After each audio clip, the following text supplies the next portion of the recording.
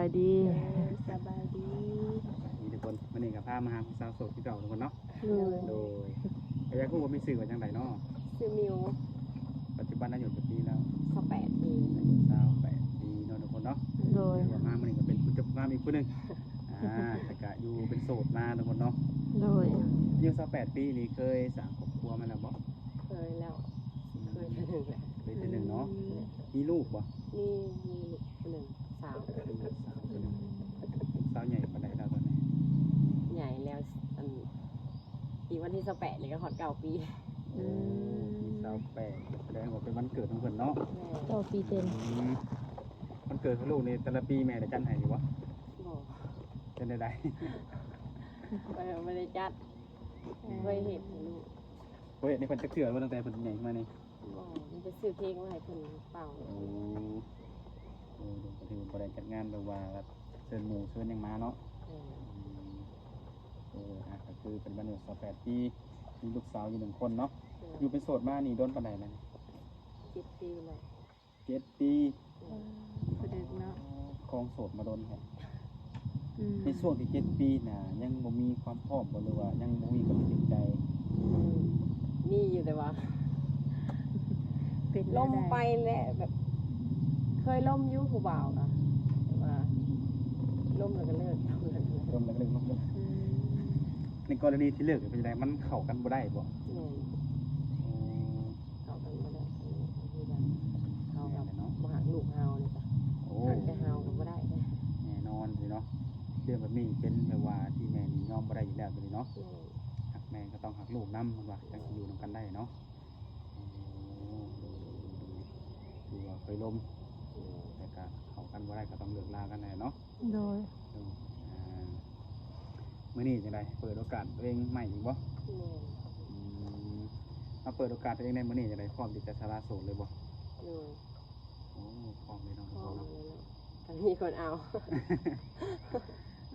มีคนเอาก็คือว่าเนาะถ้าว่ามีคนอยากเอาหัวใจมันบ่ตรงกันก็เอาบ่ได้อีกแม่นบ่หักแต่เฮาลูกเฮาบ่หักได้อีกแน่ต้องหักเบิดนั่นแหละหักทั้งลูกทั้งแม่เนาะมันจังสิเป็นครอบครัวเนาะคือสามีเปิดใจเมื่อนี้สิเอาผู้บ่าวทางใดสะบัดนี้ทางใดก็ได้ขอแต่ว่าจริงใจแล้วก็นิสัยดีเรื่องอายุของเพิ่นด้วยจ้ะบ่ต้องคันแล้วบ่เกี่ยวดอกนี้ได้เบิดบ่สำคัญอยู่ที่ความจริงใจใจดีเนาะหักแม่และหักลูกนำตัวนี้แหละตัวสำคัญเนาะ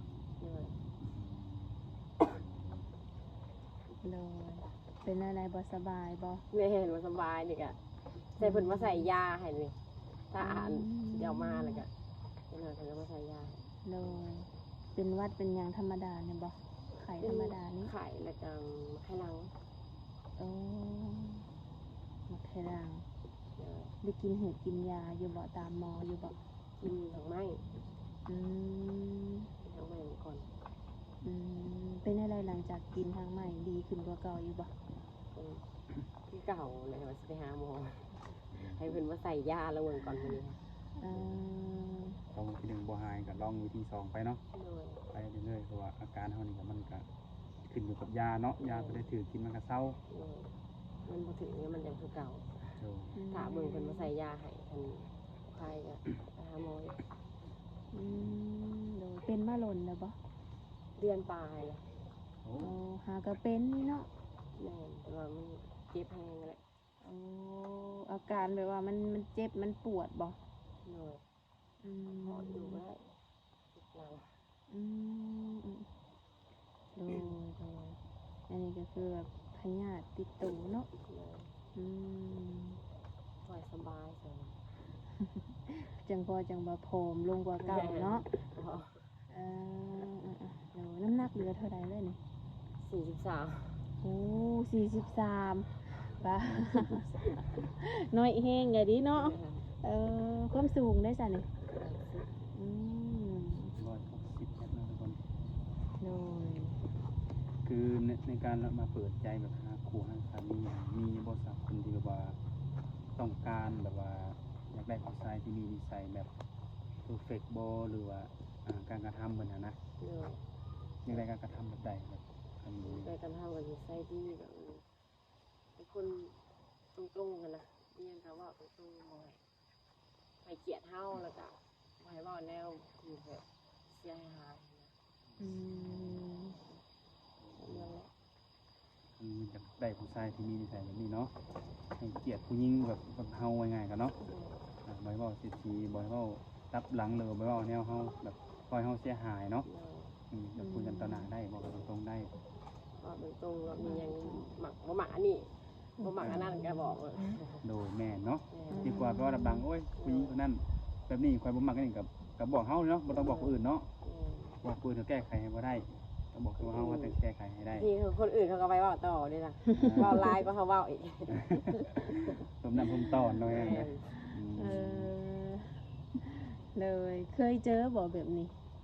มันก็มี อืม เคยเจอเนาะจังหวะออกมาได้เนาะเคยเจอเคยเห็นนะทุกคน โดย คือพอห่างเขาหมายก็คือลมได้เนาะ โดยล้มได้เพราะแต่คน เมียติดเว้า ยอมแต่เคยพอแล้วไม่อยากมีเดือนที่สอง โอ้เคยล่มมาแล้วแบบนี้ก็นี่ได้จังหูป่ะนี่ครับ เนี่ยเขาจับได้ อื ว่าสิเอาวันอีนีคนแรก ลมดนบ่ลงกับเราจึงสั่นว่าสิเอากันนะ เกือบปีคนแรก อื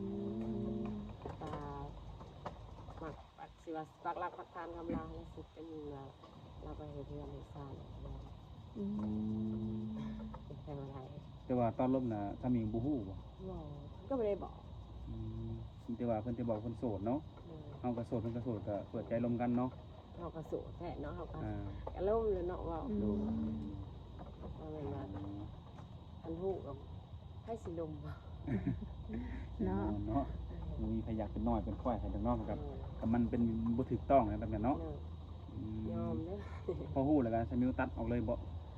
ตัดไปเล่นหลักขอโทษ อืม เงียบเลย แต่ว่าทางเมียเพิ่นก็บ่ได้มาโจมตีสมิวบ่ เราหูเลยแล้วก็ส่งมาทำนิดๆหน่อยๆเลยบอกกับผู้ชายไปแล้วจักกับสว่ากันอะไรแหละ แม่นเนาะคือในกรณีเฮานี่เป็นสาวที่เปิดใจออกโซเชียลหาคู่เนาะคือเฮานี่โสดแท้แต่ว่าคนที่เข้ามาเฮาทำฮู้เพิ่นโสดหรือบ่โสดเนาะเพิ่นก็ พันหูแต่ทีแรกกับไฟสีลมเนาะจนเกือบปี แม่นแล้วเนาะ แสดงว่าเมียเพิ่นผู้นั้นก็เป็นคนที่มีเหตุผลเนาะ อืม คนที่เข้าใจว่าง่ายนะเพิ่นก็คือสิเคลียร์กับผัวเพิ่นพู้นแหละ เข้าใจเพิ่นแล้วเขาก็เป็นผู้หญิงกันกับเพิ่น โดย กับไฟสีอยากโลก คือลมกันเกือบปีก็แบบคุยกันปกติเนาะ เพิ่นแบบนี่แต่ว่าหาเวียกเห็นเวียก อื ลม ม เป็นหนึ่ง เคยเห็นหน้าเห็นตากันแบบตัวจริงอยู่บ่ หล่อ แล้วมีแต่ลมโทรศัพท์อืม ที่ผ่านมาสมิวเป็นลมหนาเป็นคนทางไหนคนไทยหรือคนลาวครับ ไทย เป็นคนไทยหมันเลยบ่ อืม คนไทยคนอยู่ต่างประเทศกันนี่ อยู่เมืองนอกนั่นบ่ น้องก็ อืม รอบนี้ได้ซะถ้าเปิดใจถ้ามีคนถูกอกถูกใจสิเบิ่งใจกันโดนบ่ซะ เพราะนั้นเราก็ต้องทำเดือนนี่ ต้องทำเดือนมั่นใจนี่ก็ตกลงกันได้เนาะ เพราะงั้นว่าเห็นปึกสิเอาปรับกับมันก็บ่ได้ ยังบ่ฮู้เรื่องราวหยังกันเลยเนาะ ยังบ่ฮู้สิใส่ใจคอกันคันเอากันไปก็ยันอยู่นำกันบ่ได้หั่นแหละ เนาะ แม่น ต้ แล้ อ ว ง เนาะ เบิ่งกันตอนเจ้าฮู้ข่อยฮู้เจ้าก่อนแล้วเนาะ โดย อืม อย่างน้อยก็สัก 2-3 เดือนเนาะ เลย หรือว่าถ้าไฟซ้ายเพิ่นขอเบิ่งสักปีหนึงนี่ได้บ่ ได้ ได้เหมือนกันเนาะเนาะหรือว่าการที่มาเป็นครอบครัวหรือกันอีกเดียวกันนี่ต้องเบิ่งกันให้ละเอียดอ่อนก่อนเนาะ เลย ต้องเข้าใจกันก่อนว่าเฮาผู้หญิงคนนี้เป็นจังไดผู้ชายคนนั้นเป็นจังไดเนาะง่ายๆเนาะแต่กรณีแบบไปมาหาสู่กันก่อนนี่ได้บ่ ได้มาลิมายังกันมาแล้ว โอ้มาเยี่ยมมายามกันได้อยู่เนาะบ่ถึงขั้นว่าคบหากันแล้วจังค่อยมาครับผม อ๋อเขาบอกว่านั่นดอก มาได้ รวมกันทำความรู้จักกันมาเบิ่งความเป็นจริงก่อนเนาะ เลย ปัจจุบันนี่อยู่แบบใดอยู่กับใครแน่หั่นนะว่าแต่อยู่นำกันจักคนแถวนี้เพิ่นตอนนี้ 3-4 คนมีหลานคนหนึงแม่ลูกสาวแล้วก็ข่อย อืม ลูกสาวที่เขาเรียน เขา เรียนอยู่ปอใด ก็3 ปอ3 แม่ให้เงินลูกสาวกินโรงเรียนจักหมื่นก็เท่าไหร่นี่ มื้อละ10,000มื้อนี้บ่ได้ซ้ำเลยเนี่ย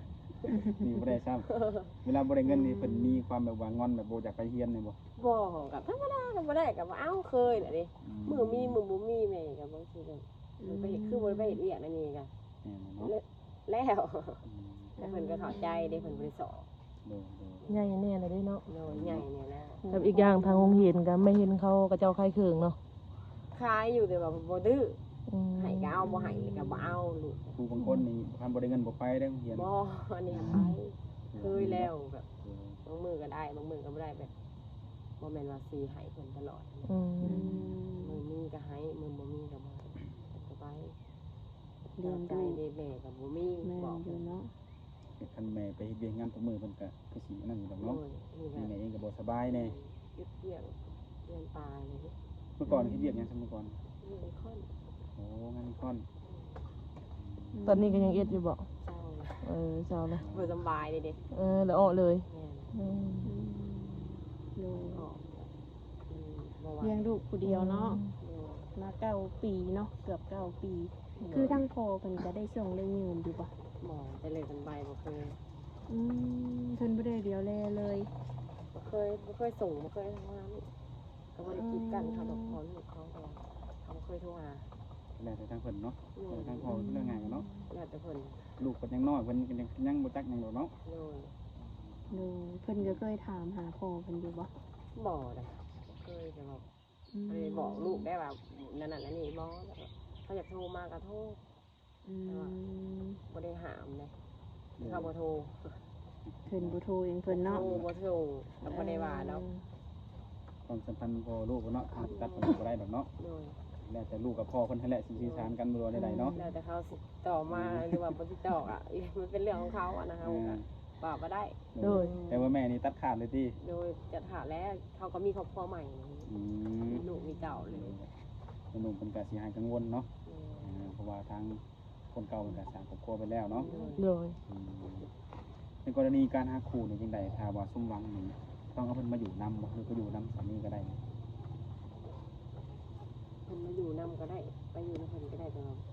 อยู่บ้านบัดบ่มีใครอยู่นำแม่ อืม เพื่อนมันมีใครอยู่เลยพ่อก็เสียแล้ว โอ้ ที่จะไปยิ่งอยู่กัน ถ้าบ่ไปเพิ่นตามแม่อยู่เฮือนผู้เดียวเนาะ เนี่ยอันนี้แหละ แม่อายุจักปีแล้วครับ 40ปลาย ปลาย ไปมาได้อยู่ อืม ไปเที่ยวมานะ ไปแล้วก็มาเยี่ยมมายามเพิ่นเนาะ มีคนเลยครับแม่อยู่ที่กับลูกวันนี้ เป็นก็ได้มาอยู่พี่ยังดีเนาะ เลย จังสบายเนาะ แม่ ที่ได้เฮ็ดนาอยู่บ่สักแต่ละปีจ้ะ บ่เห็นบ่มีนา โอ้นาเฮ็ดก็บ่มีแสดงว่าต้องซื้อข้าวกินแม่นบ่นี่ แม่ซื้อข้าวกิน คือสามีบ่สบายสิเนี่ยเงินซื้อข้าวหรือมาจากไสซะ ซื้อเทื่อละโล2 โลนี่แหละได้มีเท่าใดก็ซื้อแบบนี้ ซื้อ นะ ตามเงินแม่นบ่ แม่คือว่าไปเอาไปยืมน้ำพี่น้องก่อนมันบ่ทันกัน โดย แต่มันบ่ทัน โดยคุมื้อนี้ข้าวก็แพงเนาะ แม่เลี้ยงก็แพง โดยรายจ่ายเฮาบัดบ่ค่อยได้ เนี่ย บ่ค่อยได้หลายเนาะพอแต่จุนเจือแต่ละมื้อ โดยจะได้กินในครอบครัวแต่ละมื้อ โดย แต่ทางแม่เพิ่นบ่ได้เฮ็ดเวียกงานบ่ หมอแม่ก็อยากไปเลี้ยงไก่ปลูกผัก อืม พักขายแม่นบ่ เลย บ่ได้แบบ ขาย มันบ่ขาดเนาะ ไม่ได้กินอะไรเงี้ย โดย อืม ไก่อันนี้อย่างก็พอจะขายแบบเวลาจำเป็นเลี้ยงมานะ มีไก่เลี้ยงน้ำเนาะนี่แหละมีเลี้ยงไก่ไว้ก็น้ำจำเป็นไปเก็บคันนั้นคันนี้ก็พอได้แก้ไขได้เนาะเลี้ยงไก่นะ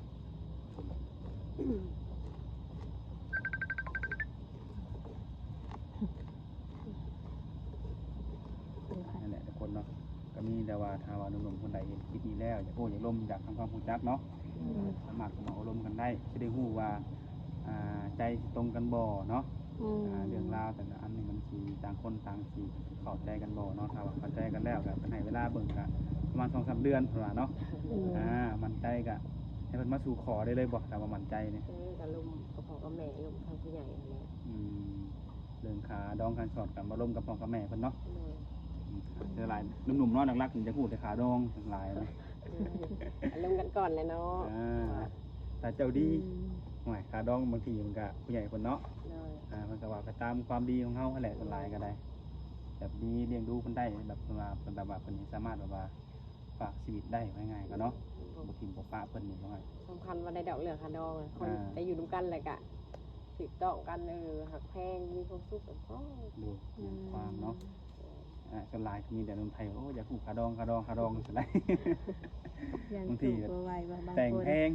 พงเนาะผลมาอยู่นำกันได้บ่โดนเนาะส่วนหลายเนาะ โดย บางทีก็แต่งมาทึกก็อยู่นำกันก็มีความสุขพากันสร้างกันหาไปก็ดีแบบหนึงนี่กันนั่นกัน อืม ได้แพงอะไรกันที่ก็อยู่บ่ฮอดปีกับเลิกลากันให้ได้ นั่นแหละ คิดสิเพิ่นใส่โตเฮาแล้วเนาะว่าบ่แม่นสิอยากได้เงินเพิ่นว่า อืม บางทีเพิ่นแต่งแพงแบบเฮาก็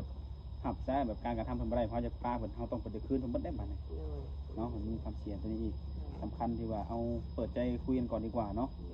เลย ขาดองอีกอย่างก็ไว้น้ำหลังตัวนะ เรียกอารมณ์กัน โดย โดยก็คือว่าบ่มีหยังได้เนาะมื้อนี้เนาะ ก็คืออัน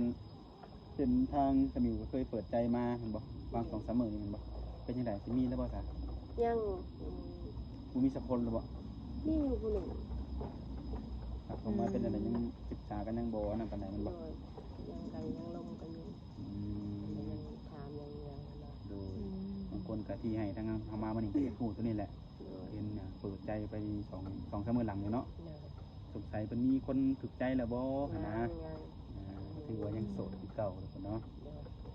ก็ยังมีชิดอยู่หนุ่มๆเนาะ ยังมีสิทธิ์อยู่ ฝากคำโอมาลมได้ทุกคนก็สำนั่นแหละทุกคนเนาะก็ฮู้และสำนีกันแล้วเนาะผู้ใดฮู้ยังเพิ่มเติมก็สามารถทักทายอารมณ์กับประสบการณ์ส่วนตัวได้เราสิทำงานสำนีก่อนวันหน้ามาแน่จังค่อยว่ากันใหม่เนาะ